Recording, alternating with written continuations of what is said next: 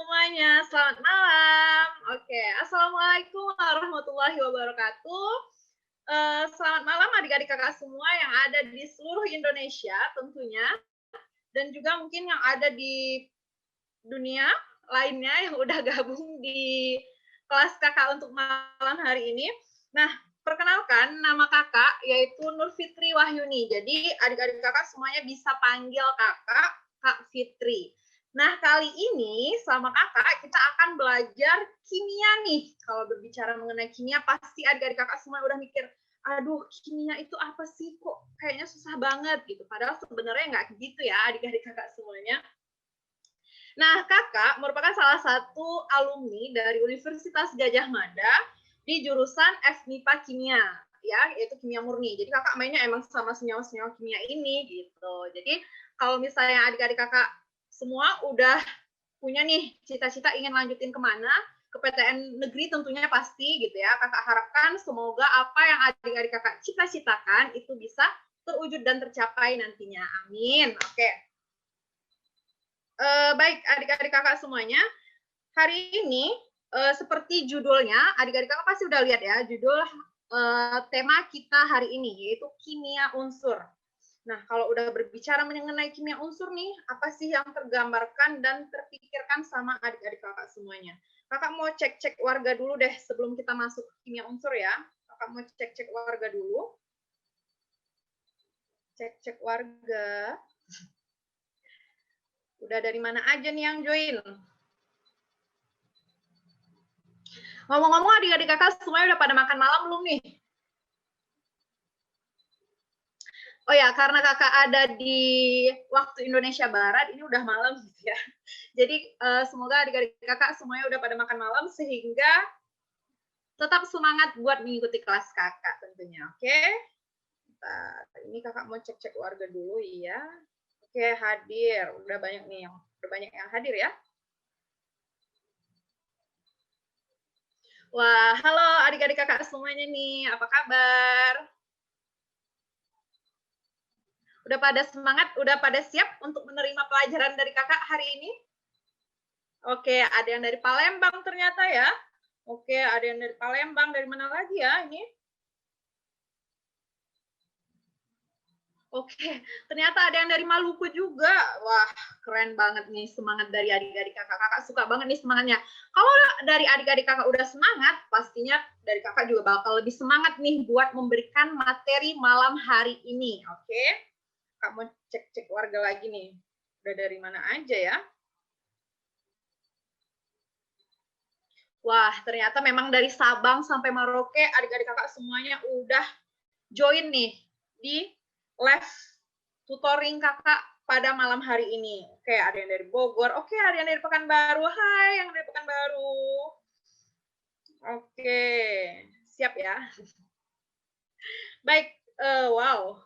Kakak salut banget sama adik-adik kakak semua yang antusias banget buat ngikutin kelas kakak pada malam hari ini.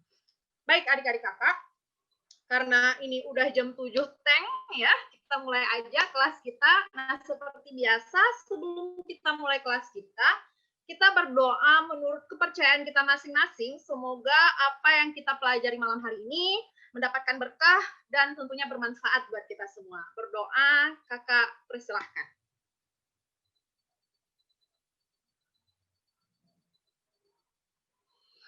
Oke, berdoa selesai. Kita mulai ya adik-adik kakak semuanya. Nah, hari ini seperti tema yang udah adik-adik kakak lihat, yaitu kimia unsur, ya, kita akan membahas terkait kimia unsur. Nah, kalau kita udah melihat ini nih, adik-adik kakak pasti udah kelihatan nih, wah, unsur-unsur ada Ca, ada Mn, ada Fe, ada Cu di sini, ada C, ada P, ada Zn gitu ya. Pasti adik-adik kakak sebagian besar udah pada tahu dong dengan unsur-unsur yang ada gitu. Nah, sekarang apa yang akan kita bahas di kimia unsur kali ini? Ya, kita coba next ya PT-nya sebentar. Oke, di sini kakak punya pertanyaan nih buat adik-adik kakak semuanya. Tahukah kamu apa perbedaan sepotong besi dengan sebongkah garam? Oke, kakak mau tahu dulu nih, sebelum kakak menjelaskan, kakak ingin tahu dulu nih, jawaban dari adik-adik kakak semuanya, apa sih yang adik-adik kakak ketahui mengenai perbedaan antara sepotong besi dengan sebongkah garam? Oke, nah ya. Oke, ada yang tahu nggak nih kira-kira adik-adik kakak semuanya, apa ya perbedaan antara sepotong besi dengan sebongkah garam? Kemudian apa ya hubungannya sama pelajaran kita untuk malam hari ini? Oke, gimana nih?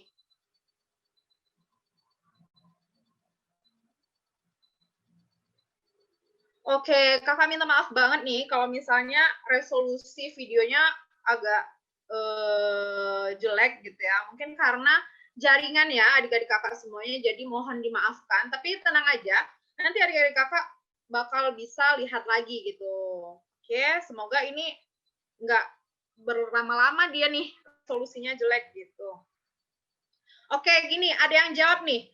Besi itu benda padat, garam adalah zat. Oke, yang mana lagi nih? Kira-kira ada yang tahu nggak sih apa sih perbedaan antara sepotong besi sama sebongkah garam? Ini yang buat jawab tadi kakak ucapkan terima kasih ya, udah berani buat mencoba, udah berani buat menjawab apa sih sebenarnya antara perbedaan sepotong besi dan juga sebongkah garam. Oke. Besi itu unsur garam sebuah gabungan dari unsur. Oke, terima kasih buat Deborah, Rosa yang udah bantu jawab gitu ya. Jadi gini adik-adik kakak semuanya, sebenarnya yang tadi teman-temannya jawab itu udah mewakili sebenarnya dan itu juga udah ada hubungannya nih sama materi kita untuk malam hari ini. Kalau kita berbicara mengenai sepotong besi, pasti yang tergambarkan besi. Ya udah, berarti dia besi aja gitu ya. Nah, kalau dia berbicara mengenai garam, garam pasti adik-adik kakak mikir, garam. Garam itu kan yang ada di dapur yang biasanya digunakan oleh orang tua kita, oleh ibu kita untuk memasak. Benar sekali. Nah, sekarang gini adik-adik kakak. Kan di sini kakak punya pertanyaan tadi tuh. Jadi, apa perbedaan antara sepotong besi dengan sebongkah garam? Gampangnya gini, kalau misalnya besi ya, kalau besi kita pecah-pecah lagi atau kita jadikan dia sebagai atom gitu ya, maka dia akan membentuk satu unsur itu saja. Apa sih sebenarnya unsur dari besi?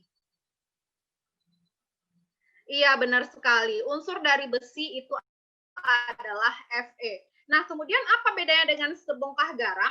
Nah, ada yang jawab tadi nih, kalau garam itu NaCl, dia merupakan senyawa. Aduh, benar sekali nih jawaban dari adik-adik kakak. Ternyata adik-adik kakak semuanya udah pada pintar-pintar ya.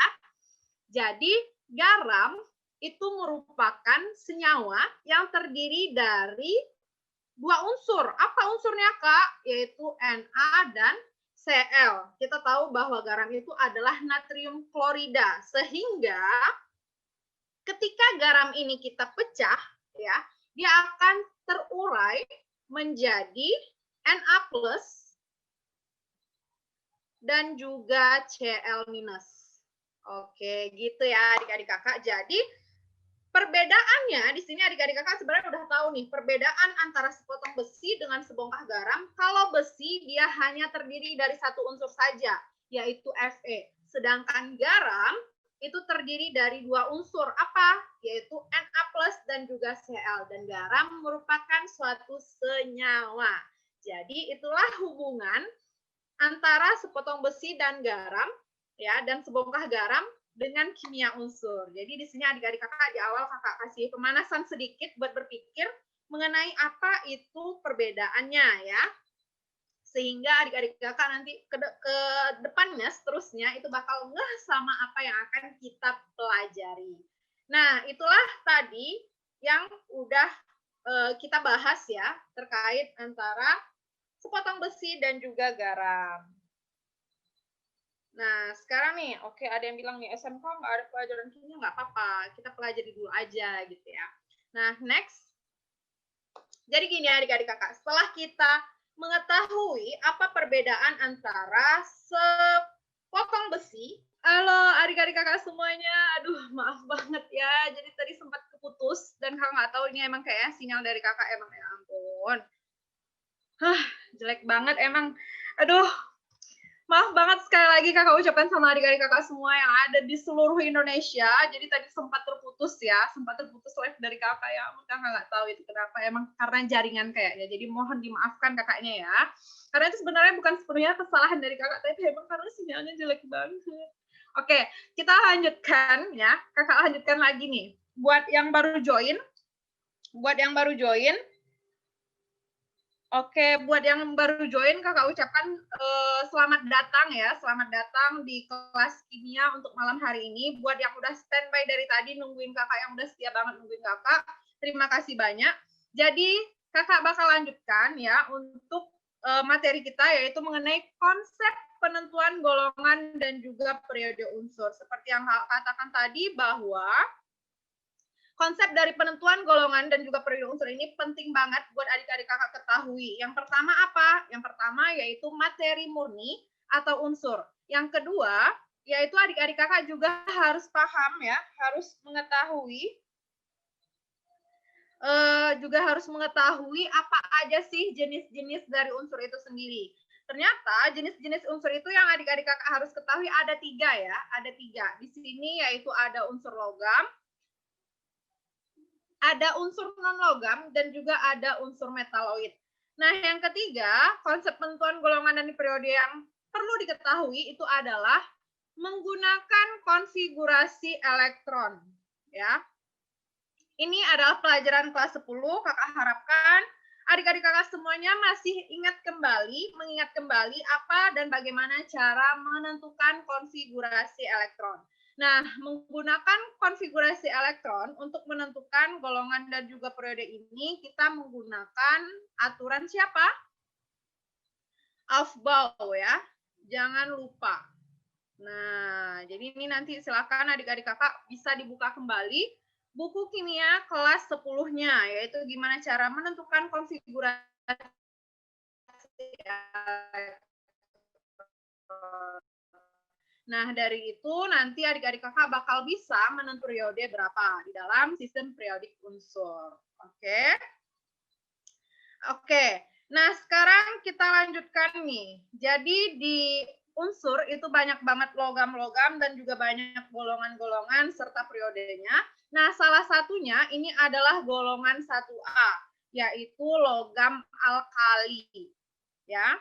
Nah, sifat-sifat dari logam alkali itu yang paling penting dan yang paling harus diketahui itu adalah sifat fisik dan juga sifat kimianya. Oke, kenapa kakak katakan seperti itu? Biasanya nih ya, karena sekarang kelas 12 udah nggak ada yang namanya UN, pasti kita bakal fokusnya ke SBM ya, ke UTBK gitu. Nah, adik-adik kakak yang perlu diingat, biasanya di soal-soal yaitu terkait mengenai kimia unsur itu sendiri, yang ditanyakan mungkin sebab atau bisa jadi apa perbedaan antara logam alkali dan juga alkali tanah dilihat dari sifat fisik maupun sifat kimianya. Jadi itu harus diketahui banget ya buat adik-adik kakak semuanya. Nah, sekarang sifat-sifat dari logam alkali yaitu sifat fisiknya, di sini adik-adik kakak bisa lihat kalau dia itu adalah logam yang lunak. Yang kedua, titik lelehnya itu rendah, kurang dari 100 derajat Celcius untuk logam alkali itu sendiri ya. Nah, yang ketiga, karena dia merupakan logam, karena dia merupakan sifat kimianya, di sini adik-adik kakak bisa lihat, nih, jumlah elektron maksimal di setiap kulit itu adalah 2N kuadrat, di mana logam alkali ini memiliki energi ionisasi yang sangat rendah, dan juga merupakan logam yang sangat reaktif. Nah, kenapa logam alkali merupakan logam yang sangat reaktif? Ada yang tahu nggak kira-kira? Adik-adik kakak semuanya mungkin bisa menjawab. Oke, suaranya nggak jelas, Kak. Oke, kurang jelas ya suaranya kakak ya. Jadi, kenapa logam alkali ini disebut sebagai logam yang sangat reaktif? Buat adik-adik kakak semuanya, ada yang tahu kenapa? Iya, benar sekali. Karena dia mudah bereaksi dengan cara melepaskan elektron. Kan kita tahu bahwa logam alkali ini adalah golongan 1A, ya. 1A yang memiliki elektron valensi, ya, elektron valensi, yaitu +1. Sehingga logam alkali ini akan cenderung melepaskan 1 elektron daripada menangkap 7 elektron. Jadi dia lebih suka buat melepaskan 1 elektron ini daripada dia harus menangkap 7 elektron. Gitu ya, adik-adik kakak semuanya. Sehingga logam alkali itu dia akan sangat reaktif. Nah, ketika si logam alkali ini bereaksi dengan oksigen, air, asam, itu akan mudah meledak. Nah, namun ketika dia membentuk senyawa, maka dia adalah senyawa yang sangat baik larut di dalam air. Dan juga dia merupakan basa kuat ya. Jadi basa logam alkali ini adalah basa kuat seperti itu. Nah, adik-adik kakak tahu nggak apa aja unsur-unsur dari golongan 1A ini? Ada yang bisa bantu jawab? Ada yang tahu apa-apa aja unsur-unsur dari golongan 1A? Ayo, ayo, ayo. Iya, hari libur nanti kita rebut kaset Prancis ya. Ada H, L, I, N, A, K, dan seterusnya gitu. Jadi bisa diingat-ingat kembali apa aja sih yang termasuk ke dalam logam-logam alkali. Kita next. Nah, ini dia beberapa tabel logam mineral alkali ya. Adik-adik kakak bisa lihat nih beberapa mineral. Jadi ini cuma dilihat aja dulu ya. Kira-kira apa aja sih mineral-mineral yang terdiri dari logam alkali gitu. Ternyata banyak banget gitu. Sekarang kita masuk ke alkali tanah. Karena tadi dia alkali itu adalah golongan 1A, berarti alkali tanah ini adalah golongan 2A. Benar banget. Jadi alkali tanah ini adalah golongan 2A, di mana sifat fisik ya, sifat fisik dan juga sifat kimianya itu sebenarnya nggak jauh beda sama alkali. Cuman karena dia di sini itu adalah alkali tanah, dia itu logamnya lebih keras, ya. Nah, dia lebih keras dibandingkan dengan alkali. Kalau alkali tadi kan dia lunak. Nah, kalau si alkali tanah, dia lebih keras sedikit nih dari alkali. Kemudian, sifat fisik yang kedua, titik lelehnya lebih lengkap dari alkali. Kemudian logamnya juga mengkilap dan merupakan konduktor yang baik. Oke, nah sifat-sifat kimia dari logam alkali tanah, di sini adik-adik kakak bisa lihat, yaitu elektronnya nggak stabil. Kenapa nggak stabil, Kak? Ya, karena dia cenderung melepaskan 2 elektron valensinya. Karena alkali tadi itu dia adalah 1 elektron valensi, sedangkan alkali tanah ini dia 2 elektron valensi gitu. Jadi dia cenderung untuk melepaskan gitu ya, daripada dia harus menangkap 6 elektron. Karena bakal susah ya adik-adik kakak buat menangkap 6 elektron ini daripada kita melepaskan yang 2 ini, seperti itu. Oke, yang kedua sifat kimianya yaitu memiliki energi ionisasi yang sangat rendah. Ya. Yang ketiga, logam yang sangat reaktif karena mudah bereaksi dengan cara melepaskan elektron. Jadi gini adik-adik kakak semuanya.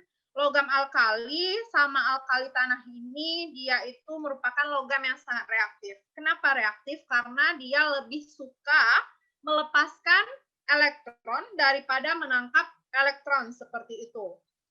Sehingga ketika si alkali tanah ini ya, ketika logam alkali tanah ini bereaksi dengan oksigen, air, asam, dia juga akan mudah meledak. Jadi dia nggak akan kita temukan nih dalam keadaan bebas unsur-unsurnya seperti itu. Kenapa? Karena ya itu tadi dia sangat reaktif. Oke. Wah, ternyata kakak mau cek-cek warga lagi ya, sambil kita nunggu-nunggu ini kakak mau cek-cek warga lagi. Oke, ternyata ada juga nih yang nanyain hafalinnya gimana? Oke, nanti Kak bantu ya gimana caranya. Nah, sekarang kita lanjut dulu nih.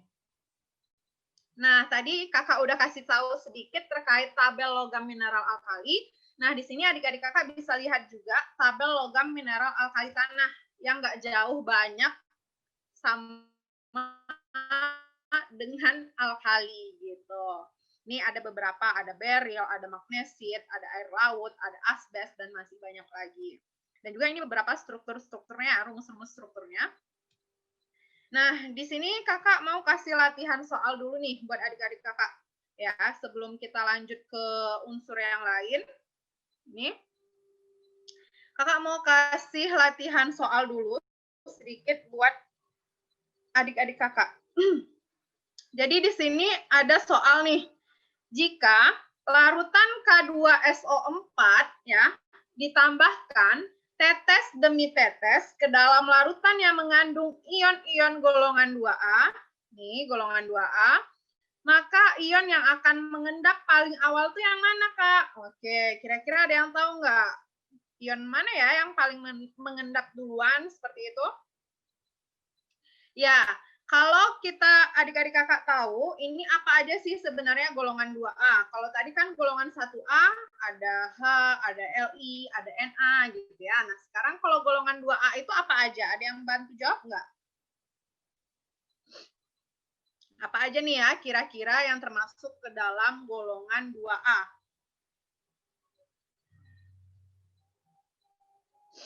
Oke, untuk golongan 2A itu ada unsur Be, di sini ada Be, ada Mg gitu ya, ada Mg, kemudian ada Ca, ada Sr,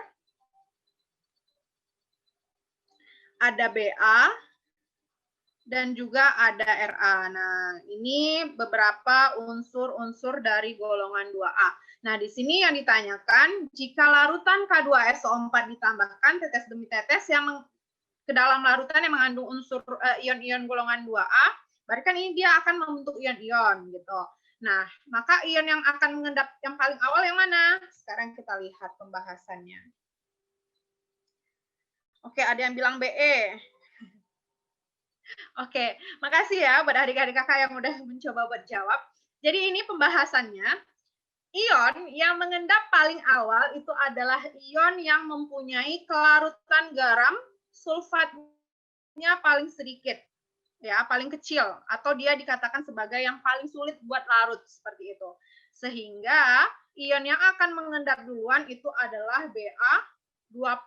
Jadi sebenarnya gini adik-adik kakak semuanya, ya. Untuk unsur-unsur golongan 2A, biasanya kan yang paling sering kita ketahui kan yang ini ya, yang sampai Ba, yang Ra biasanya jarang banget nih dipakai gitu. Sehingga ini kalau misalnya dia itu diteteskan yang K2SO4 ini tadi kan dia akan menjadi ion apa nih? Ada yang tahu nggak ion apa yang akan terbentuk dari K2SO4? Iya, ini sambil jawab ya, kalau K2SO4 tuh gimana cara menentukan garam sulfatnya gitu. Oke, nah K2SO4 ini dia akan terurai menjadi 2K+, ya, plus SO4 2-. Nah, jadi adik-adik kakak, ion-ion SO4 2- ini nanti, ya, nah, ion SO4 2- ini nanti akan bergabung sama ion-ion yang ada di golongan 2A. Nah, ada ion Be 2+, ada Mg 2+, ada Ca 2+ nantinya di sini ya, kakak tuliskan nih, ada Mg 2+, ada Ca 2+ gitu. Nih 2+ semua karena dia di golongan 2A dan memiliki 2 elektron valensi. Sehingga ion yang mengendap paling awal yaitu ion-ion yang mempunyai kelarutan garam sulfatnya yang paling kecil, yaitu yang paling sulit larut. Nah, itu adalah ion Ba2+ gitu. Oke ya. Kita lanjut dulu. Wah, masih ada soal lagi nih. Logam natrium itu lebih mudah dioksidasi dibandingkan dengan logam magnesium. Sebab kekuatan logam natrium dalam mereduksi air itu lebih besar dibandingkan dengan logam magnesium. Nah, ini adik-adik kakak yang tadi seperti kakak katakan di awal, bahwa biasanya di soal-soal SPM atau UTBK, untuk kimia unsur itu keluarnya dalam bentuk soal seperti ini, sebab gitu. Jadi pernyataan benar atau akibatnya gimana gitu ya. Nah, sekarang kita lihat pembahasannya. Ternyata logam natrium 1A itu lebih mudah dioksidasi dibanding logam magnesium, karena logam natrium ini lebih mudah untuk melepaskan elektronnya dan juga mempunyai energi ionisasi lebih kecil. Jadi kita tadi tahu bahwa alkali, yaitu alkali itu kan dia golongan 1A, dia memiliki 1 elektron valensi, sedangkan alkali tanah itu golongan 2A dan dia memiliki 2 elektron valensi. Jadi si logam natrium ini lebih mudah dioksidasi daripada si logam magnesium. Karena apa? Karena si natrium ini cenderung untuk melepaskan 1 elektron, lebih mudah dia melepaskan 1 elektron daripada si alkali tanah gitu. Oke? Nah, sekarang kita masuk ke unsur-unsur halogen. Oke. Nah, ada yang tahu nggak sebelum kakak lanjutkan nih PPT-nya, ada yang tahu nggak unsur-unsur halogen itu apa aja sih sebenarnya? Ada yang tahu? Oke, sorry. Oke.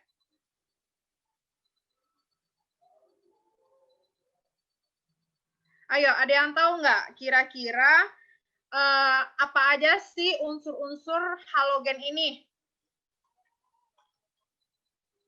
Ya, kakak kasih tahu sedikit kalau unsur-unsur halogen yaitu ada FCl-BrI dan juga AT.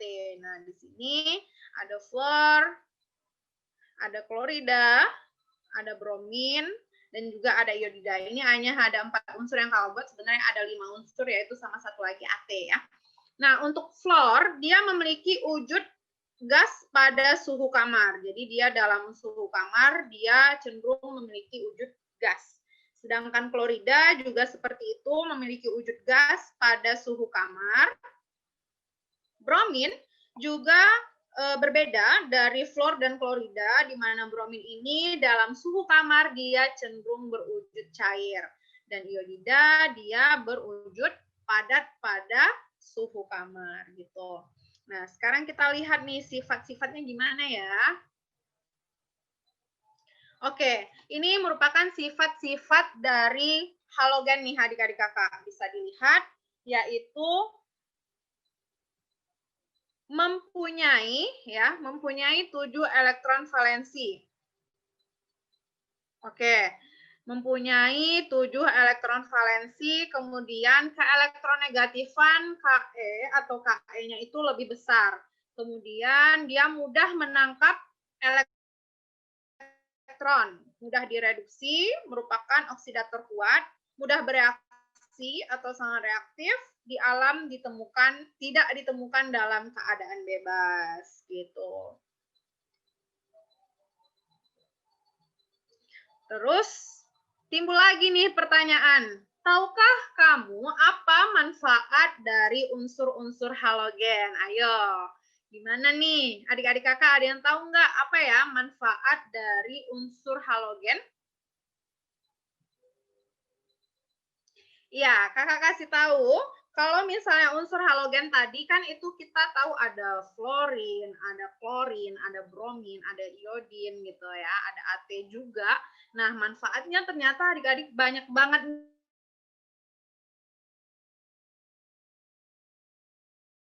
nih dalam kehidupan kita sehari-hari. Nah, satunya nih fluorid ya.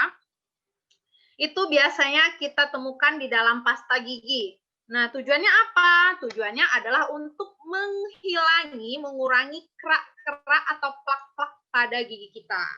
Nah, itu merupakan salah satu manfaat nih dari unsur-unsur halogen. Nah, adik-adik kakak bisa cari tahu lagi nih, apa ya manfaat-manfaat unsur halogen yang lainnya?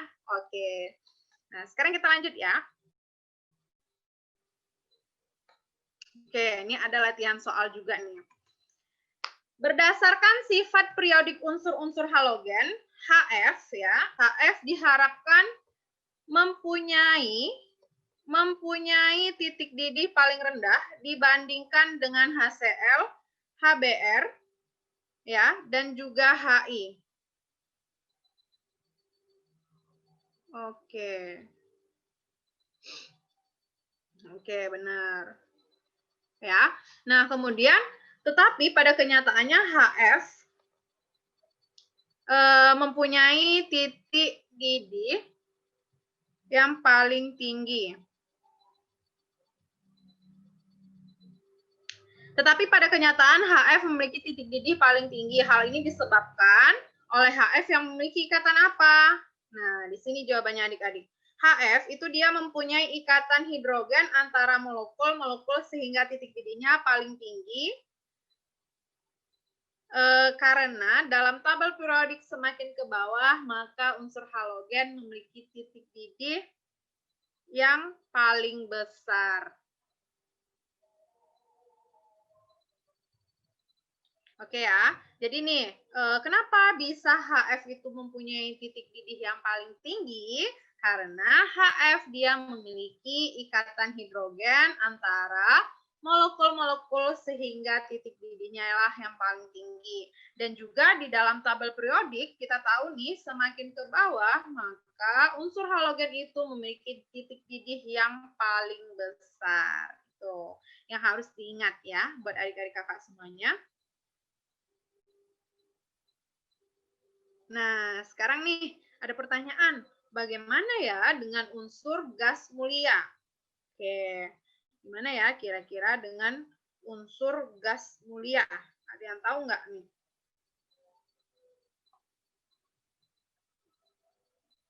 Wah, udah banyak ya. Ikatan hidrogen. Ikatan hidrogen. Oke, makasih ya buat adik-adik kakak yang tadi udah jawab. Oke, nah gimana nih dengan unsur gas mulia? Buat adik-adik kakak gimana? Ada yang tahu nggak gimana ya dengan unsur gas mulia? Kenapa dia disebut dengan unsur gas mulia? Stabil kak? Aduh kakak suka banget nih kalau adik-adik kakak udah semangat gini. Gas mulia 8A, stabil kak, golongan 8A. Oke, wah pada pinter-pinter semua ya. Oke, sip. Makasih ya buat yang udah jawab. Jadi gas mulia itu adalah golongan 8A. Oke, golongan 8A. Nah, golongan 8A yang mana gas mulia ini dia merupakan unsur yang paling stabil. Kenapa Kak dia dikatakan sebagai unsur yang paling stabil? Karena dia tidak melepas dan menerima elektron. Wah, keren. Makasih ya buat yang udah jawab. Karena elektron valensinya 8 dan sudah oktet, Kak. Oke. Wah, jawabannya udah pinter-pinter semua nih. Nggak perlu Kakak jelasin nih. Oke, makasih buat adik-adik kakak semuanya. Oke, ada yang bilang juga nih, ternyata gas mulia itu dia tidak berikatan dengan yang lain, Kak. Dia udah bisa berdiri sendiri. Ya, benar banget. Karena dia udah memiliki 8 elektron valensi dan juga udah stabil ya. Makasih loh buat adik-adik kakak yang udah jawab dan itu jawabannya benar semua. Oke. Kita lanjut ya, karena itu tadi untuk gas mulia. Sekarang kita sebelum lanjut nih perlu tambahan sedikit. Kalau di gas mulia ini seperti yang adik-adik kakak udah jawab tadi, sebenarnya dia udah stabil, terus dia memiliki elektron valensi 8, merupakan golongan 8A, ya. Dan juga paling banyak terdapat di atmosfer bumi. Nah, tapi itu nggak semuanya, ada beberapa unsur nantinya. Oke, silahkan coba diingat-ingat nih, unsur apa yang paling banyak ditemukan di atmosfer bumi. Oke, nah sekarang kita lanjut ke unsur periode ketiga. Oke, nah untuk unsur periode ketiga, di sini adik-adik kakak bisa lihat apa aja unsur-unsurnya, Kak. Yaitu ada natrium, ada magnesium di sini ya, ada Na, ada Mg, ada Al, ada Si, ada P, ada SCl dan juga Ar. Oke.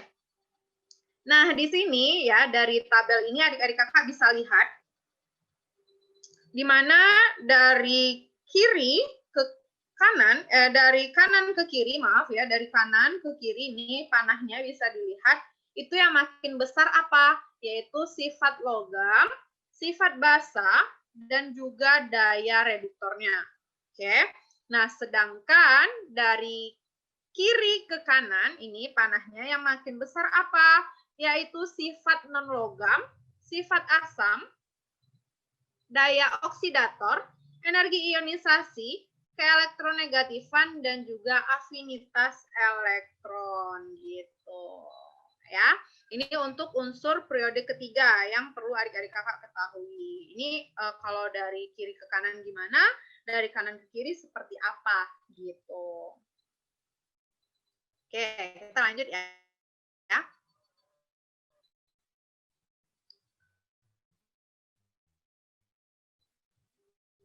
Nah, kakak punya periode keempat ya. Oke, gimana? Adik-adik kakak ada yang tahu nggak nih gimana dengan unsur periode keempat gitu? Tadi kan kita bahasnya yang golongan ya, golongan. Terus tadi juga udah dibahas nih periode ketiga. Nah, sekarang timbul pertanyaan, bagaimana dengan unsur periode keempat? Oke, yuk ada yang tahu nggak nih kira-kira gimana ya dengan unsur periode keempat? Apa ya sih yang spesial dari unsur periode keempat? Ada yang tahu nggak? Oke, boleh banget nih buat adik-adik kakak yang mau coba jawab. Boleh, kakak tungguin loh.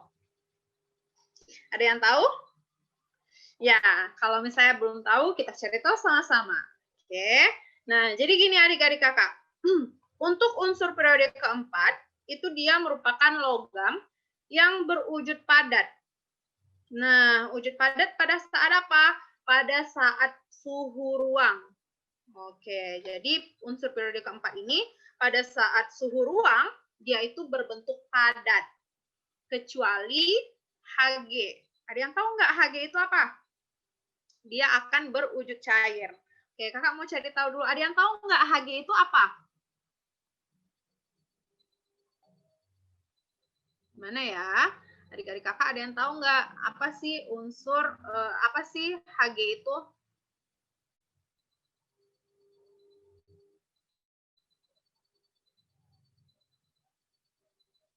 Oke, ada yang bilang nih, wah keren. Dapat membentuk ion kompleks bersifat paramagnetik raksa. Ya, ini jawabannya kakak tunggu. Hg itu adalah raksa, benar ya? Makasih ya buat yang udah jawab. Nah, jadi Hg ini ketika dia di suhu ruang, dia akan berwujud cair. Nah, kemudian apalagi nih kelebihan dari unsur periode keempat?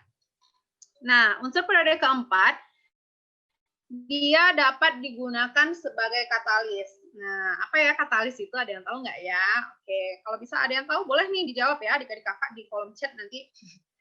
Nah, kemudian apalagi ya unsur periode keempat itu ternyata dia memiliki beberapa sifat magnetik. Nah, ada dia magnetik dan juga ada ferromagnetik. Nah, kalau dia ferromagnetik, dia akan tertarik kuat oleh medan magnet ya, adik-adik kakak semuanya. Itu ada unsur Fe, ada Ni, ada Co gitu. Selain itu juga di unsur periode keempat ini dia dapat membentuk ion kompleks ya.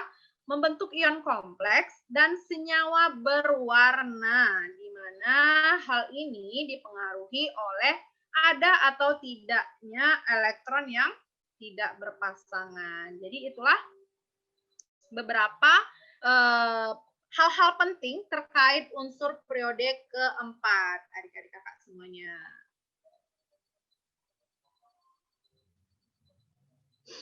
Oke ya, jadi dia tertarik kuat oleh medan magnet. Nah, sekarang kita, udah thanks aja nih. Oke, karena ini udah oke, sekarang kakak buka sesi tanya jawab dulu nih buat adik-adik kakak semuanya. Jadi itu tadi secara ringkas materi terkait kimia unsur. Sebenarnya nih adik-adik kakak yang perlu diketahui ya. Untuk kimia unsur ini banyak sekali materinya, tapi kakak ringkas menjadi beberapa poin-poin penting yang harus adik-adik kakak ketahui dan juga harus benar-benar dikuasai gitu. Jadi tadi dari PPT kakak itu, dari PowerPoint kakak yang udah kakak share tadi, itu adalah hal-hal penting ya, poin-poin penting dari kimia unsur yang perlu adik-adik kakak ketahui ya, ketahui dan juga harus dipahami seperti itu. jawab dulu nih buat adik-adik kakak semuanya sambil kakak mau cek dulu ya warga kita. Iya, warga kita. Oke. Sekarang wah, ternyata udah banyak ya yang udah bantu jawab tadi. Kakak ucapkan makasih loh udah bantu jawab. Dan jawabannya emang tepat semua gitu. Kakak suka semangat-semangatnya. Oke, kita Kak. Oke, nanti kalau mau PPT-nya bisa dibahas di belakang ya. Nah, sekarang Kakak mau lihat pertanyaan dari adik-adik Kakak di sini. Oh, masih ada yang kurang paham terkait soal-soal tadi ya. Oke, soal-soal yang tadi, oke kita bahas lagi. Nggak apa-apa kita bahas lagi sama-sama biar semuanya lebih jelas dan lebih paham gitu. Oke, kita coba lihat soal yang mana. Oke, Kak, next kakak back dulu ya, sebentar PPT-nya.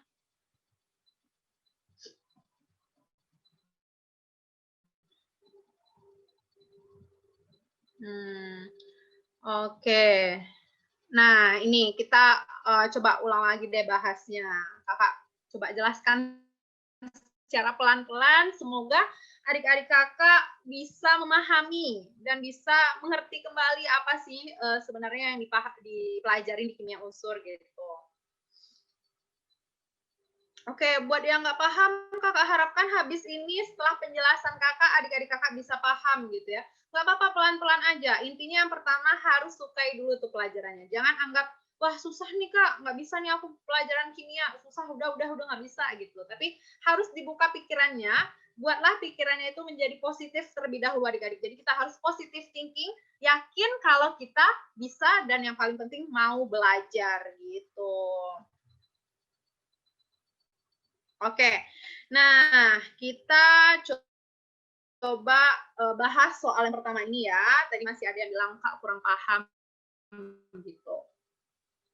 Jadi gini adik-adik, jika larutan K2SO4 ditambahkan tetes demi tetes ke dalam larutan yang mengandung ion-ion golongan 2A, maka ion yang akan mengendap paling awal yang mana?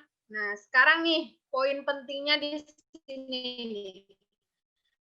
Adik-adik kakak harus tahu dulu nih urai menjadi apa gitu. Karena apa? Karena nanti dia yang akan berikatan ya, akan membentuk suatu senyawa dengan ion-ion yang ada di golongan 2A.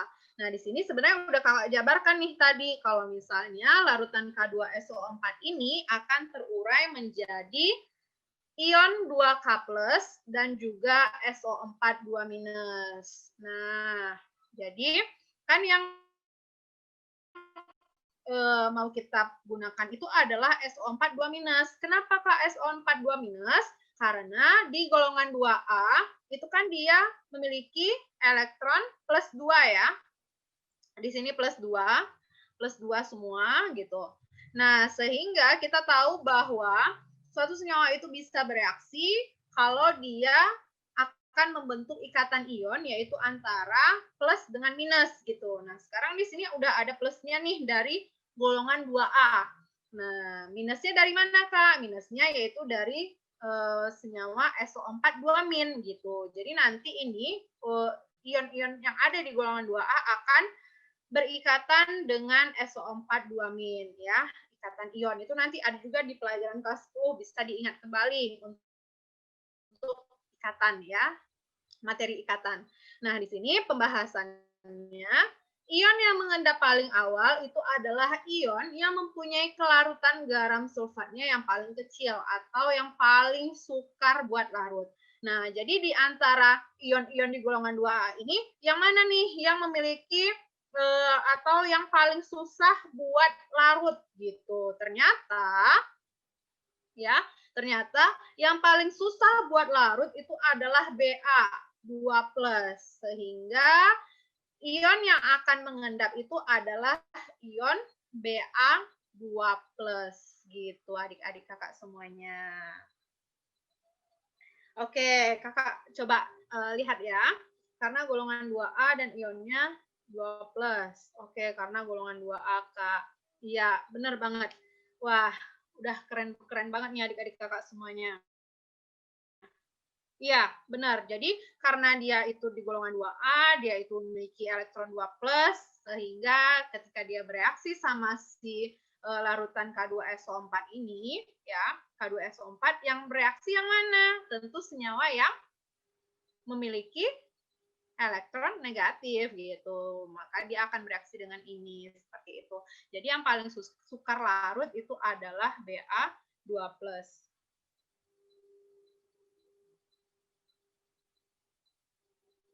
Oke ya.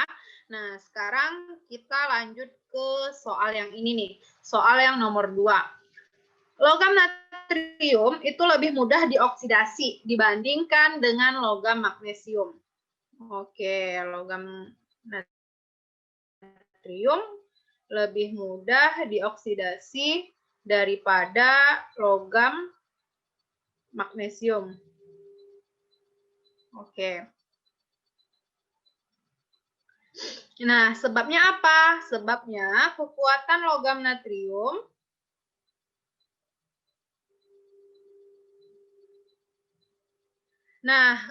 kekuatan logam natrium dalam mereduksi air itu lebih besar dibandingkan dengan logam magnesium. Nah, ini pembahasannya ya.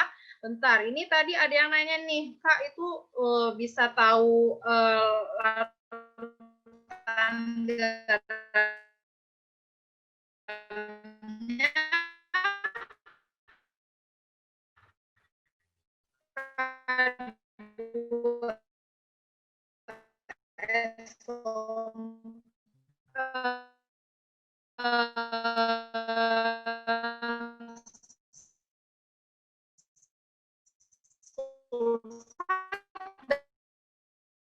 dari mana ya, Kak?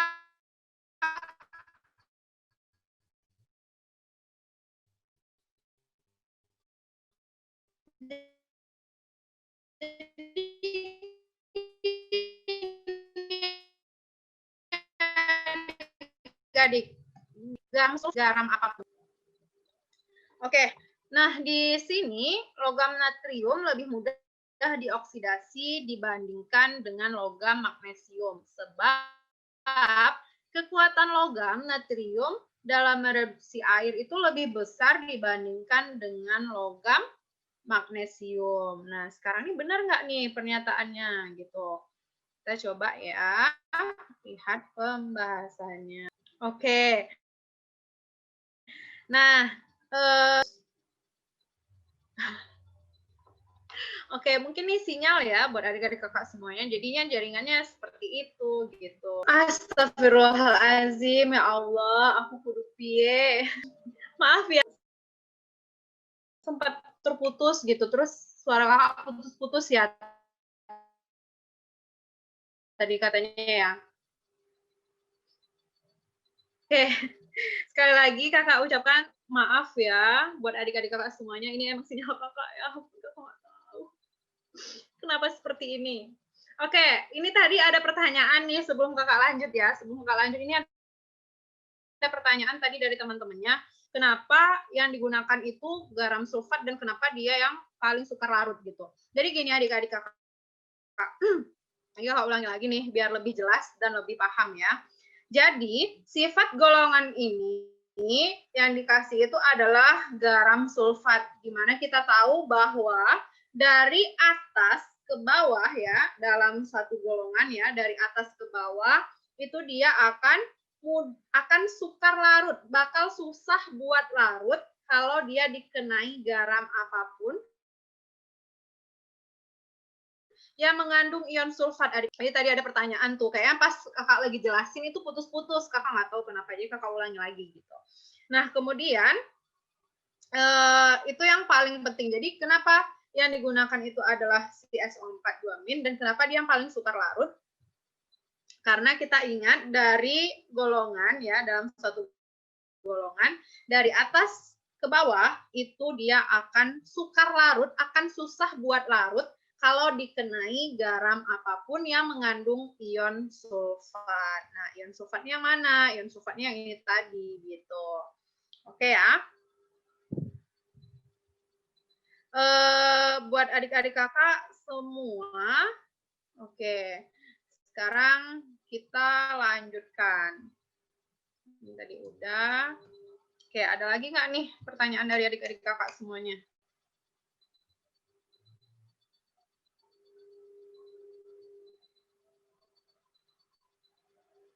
Wah, keren-keren ya, pada pengen masuk ke univ-univ impiannya semua. Kakak doakan semoga tercapai nantinya, amin. Oke, ini ada pertanyaan lagi. Wah, pada request buat elektrolisis ya, elektrolisis sebenarnya itu materi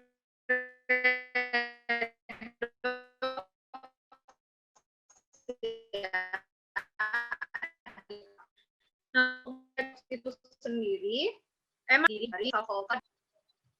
Pertanyaan lagi nih dari adik-adik kakak. Maaf ya, ini jadi tenggelam gitu pertanyaannya. Oke. Jadi yang perlu adik-adik kakak ingatkan lagi ya, yang perlu adik-adik kakak ketahui ya, kalau misalnya untuk unsur-unsur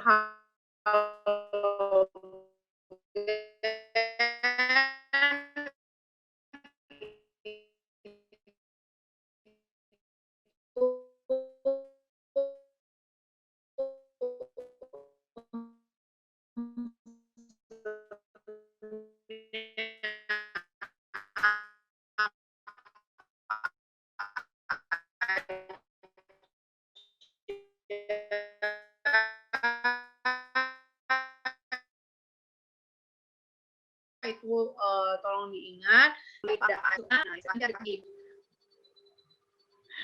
Oke, ya hilang lagi katanya. Hilang ya Allah. Oke, halo adik-adik kakak semuanya.